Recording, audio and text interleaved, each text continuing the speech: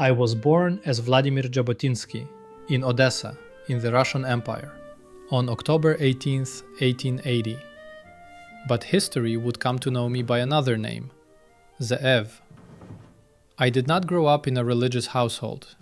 My family was educated, integrated, and secular. Yet my mother understood something that perhaps even I did not. She arranged for me to study Hebrew. At the time, I could not know that language would become more than words. It would become identity. When I was 6 years old, not long after my father died, I asked my mother a question. Will the Jews ever have a state of their own? Of course, foolish boy.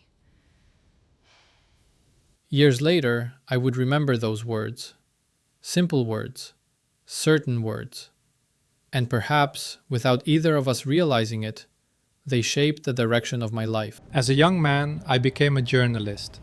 I traveled, wrote, and believed in the promise of modern Europe.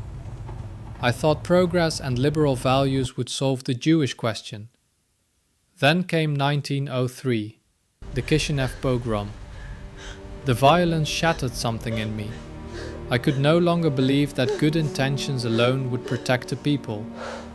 I concluded that if Jews wished to survive and determine their own future, they would need strength alongside ideals. In Odessa, we organized Jewish self-defense groups. I urged Jewish youth to prepare to defend themselves. Around this time, I adopted the Hebrew name Ze'ev, wolf.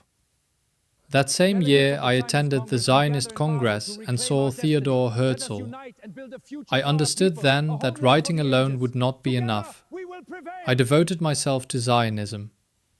Years later, during the First World War, together with Josef Trumpeldor, I pushed for something many thought impossible, a Jewish military unit, the Jewish Legion. For me, it was not merely a battlefield formation. It was proof that Jews could organize, serve, fight, and act as a nation. But victory in ideas rarely comes without disagreement. We must act now, before it's too late! Rushing in will only make things worse. But the situation is deteriorating rapidly. Your plan is reckless. We need more time. My rivalry with David Ben-Gurion became one of the great divisions inside Zionism. He believed in gradual progress, restraint, and socialist nation-building. I believed history would not wait. I argued that security must come first, that our neighbors would not simply accept our aspirations because we explained them well enough. I wrote of what I called the Iron Wall, the belief that only after Jewish permanence became undeniable could true negotiations and coexistence emerge. And I rejected class struggle as the foundation of Jewish revival.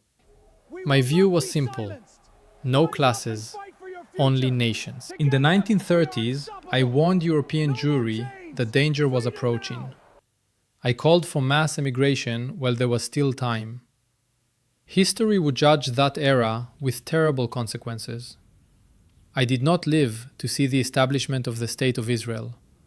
I died in 1940, far from the land that occupied so much of my thought. But ideas do not end where lives do. Whether praised or criticized, remembered as visionary or controversial, I believed one thing until my final days: that the Jewish people should never depend on the decisions of others to shape their future.